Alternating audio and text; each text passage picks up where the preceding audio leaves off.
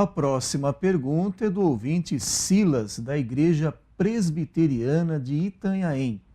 Ele fala assim: pastor, uma vez salvo, salvo para sempre, é verdade bíblica?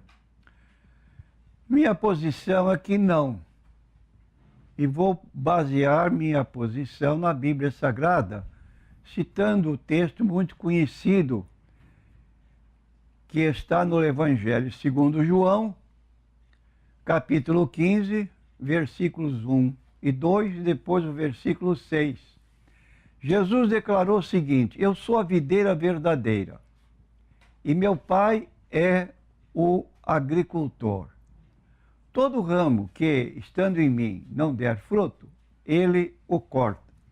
E todo que dá fruto, limpa, para que produza mais fruto ainda. Se alguém não permanecer em mim, será lançado fora, à semelhança do ramo, e secará. E o apanham e lançam no fogo e o queimam. Então, neste texto de João 15, versículos 1 e 2 e versículo 6, e no seu contexto, Jesus claramente identifica os discípulos como os ramos da videira.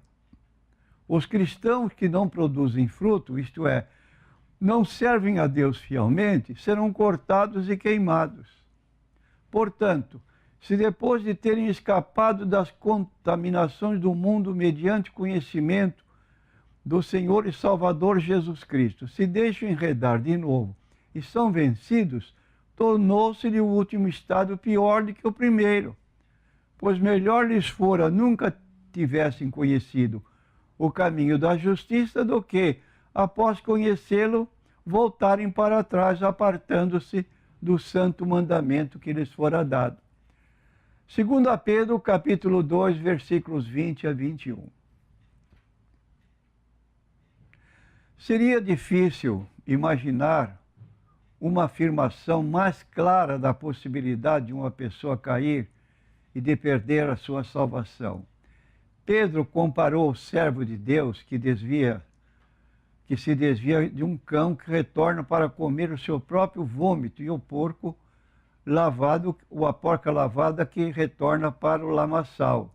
Se fosse impossível perder-se depois de ter sido salvo, então todas as advertências da Bíblia sobre a possibilidade de se perder a própria salvação seriam desnecessárias.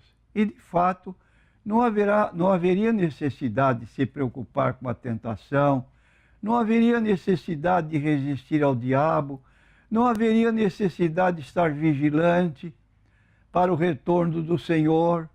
Deus não desperdiça palavras. Quando adverte, é porque o perigo é real, porque nos temos tornado participante de Cristo, se de fato guardarmos firmes até ao fim a confiança que desde o princípio tivemos. Hebreus 3, versículo 14.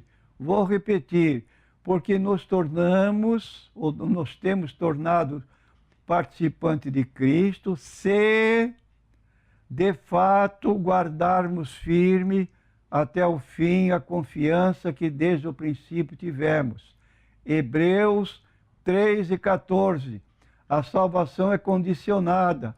Para ser salvo, em primeiro lugar, precisa-se crer e obedecer. Para permanecermos num estado de salvação, precisa-se continuar a crer e obedecer. E aqueles que voltam para trás estarão perdidos.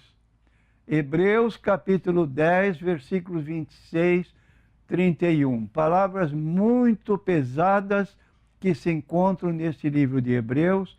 No capítulo 10, vou fazer a leitura para que os nossos ouvintes possam ter noção do que está escrito nesse texto bíblico. Diz assim: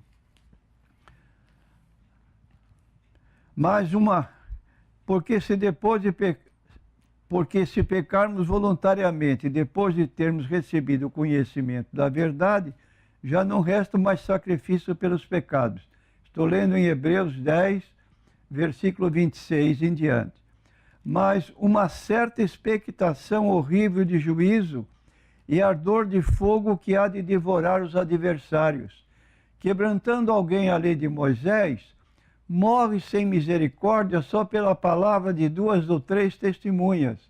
De quanto maior castigo cuidais vós será julgado merecedor aquele que pisar o Filho de Deus, tiver por profano o sangue da aliança com que foi santificado e fizer agravo ao Espírito da graça? Porque bem conhecemos aquele que disse: minha é a vingança, eu darei a recompensa, diz o Senhor, e outra vez o Senhor julgará o seu povo. Horrenda coisa cair nas mãos do Deus vivo. Que Deus tenha misericórdia de todos nós. Horrenda coisa é cair nas mãos do Deus vivo.